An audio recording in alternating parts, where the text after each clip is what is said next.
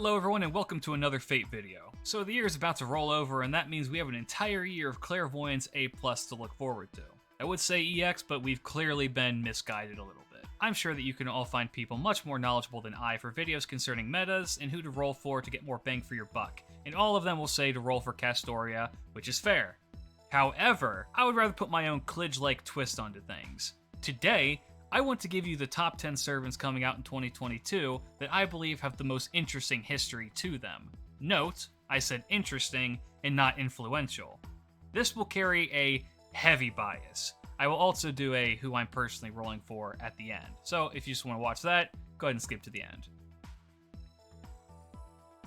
Summer Abby, and Abby in general, holds a special place in my heart. She is too cute for this world. So, they had to share her with the entire cosmos. It is no unknown fact that I'm a huge fan of H.P. Lovecraft, having read almost his entire repertoire of work. Summer Abby's design is based on Lovecraft's story, The Dream Quest of Unknown Kadith, which is Randolph Carter's quest to the Land of Dreams, obviously. It is Lovecraft's longest work and is filled to the brim with horrors. Abby's NP animation features snippets of this quest, and the evolution of her cats from normal to cosmic is amazing. I personally adore any and all Lovecraftian representation, which brings us to our next servant. Yang Weifei is another one added to the ranks of Foreigner, this time being inhabited by the bastard fire planet deity Cthulhu. Yang Weifei is an interesting character in history for her renowned beauty and assistance in the attempted collapse of the Tang dynasty. I say that, but she was merely related to one of the rebel forces and was strangled to death as such. This was to the protest of the emperor that she served, but he realized that if he did not, his men would retaliate against him. So she's yet another tragic heroine in history. Her connection to the old gods only makes her more alluring to me. Plus, I look forward to the burned dots memes. The Odyssey is one of the most well-known stories of ancient Greek myth, second only to the Iliad. The journey of Odysseus, who just wants to return home to his wife, now that the Trojan War is finished, is filled to the brim with adventure, monsters, and action. Odysseus' ability to prevail over anything and everything, with just his intellect and the occasional assistance of gods, is proof of his heroism. The fact that he's a Gundam ripoff that literally shoots the Trojan horse out, and that then turns into a laser-firing mech, only makes him that much more attractive. Captain Nemo, the commander of the Nautilus and deep-sea expert, is one of my most anticipated servants to ever come out into FGO. 20,000 Leagues Under the Sea and Moby Dick were two of my favorite stories growing up. So, while I patiently wait for Ishmael or Captain Ahab to appear, I will gladly take Nemo for now. The war-hardened mariner aesthetic is one that I have always admired, and despite the show-to-like design, he still carries the aura of a captain with him. I hope the Fate does do something more like this, bringing in phantom characters outside of Shinjuku once again.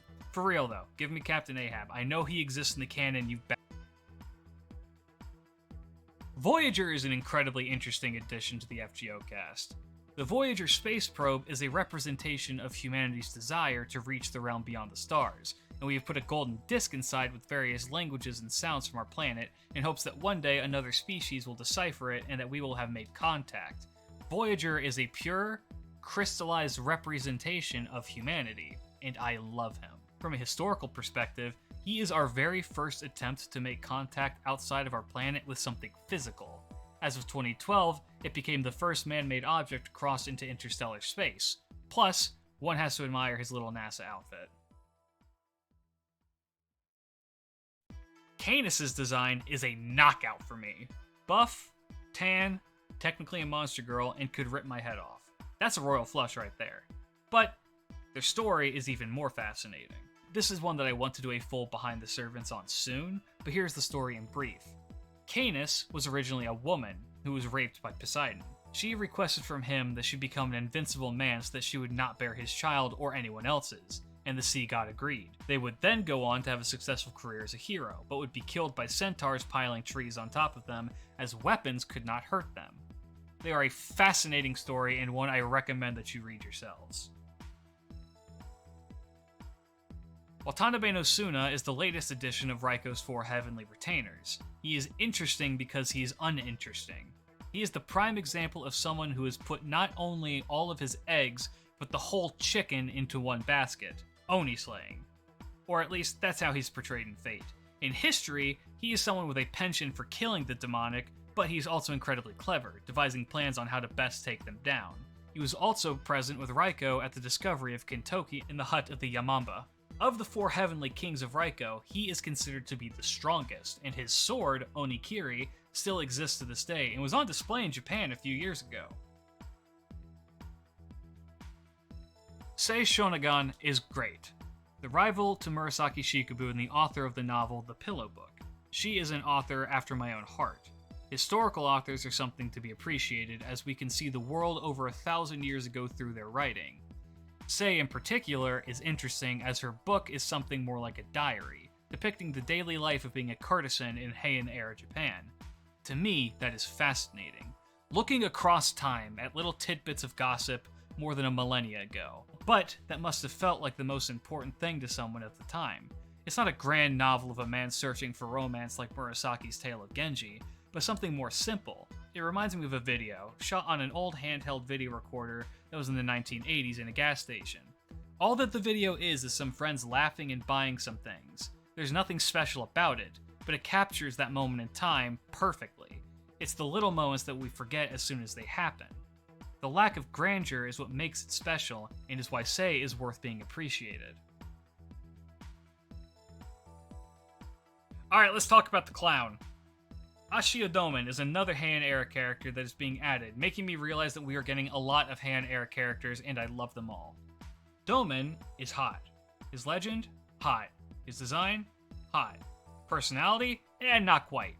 Domen was what is known as an onmyoji, which is like a vizier or court magician, but Buddhist.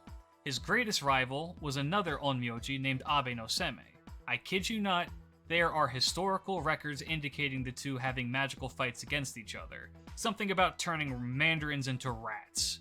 Domen is most well known for his connection with Seme. After losing a fight using Shikigami, Domen would be exiled and taken under the employ of Fujiwara no Michinaga. Domen would cast a hex on a family that spurned Michinaga, causing all of their daughters to die in quick succession, titling him as a demonic minister.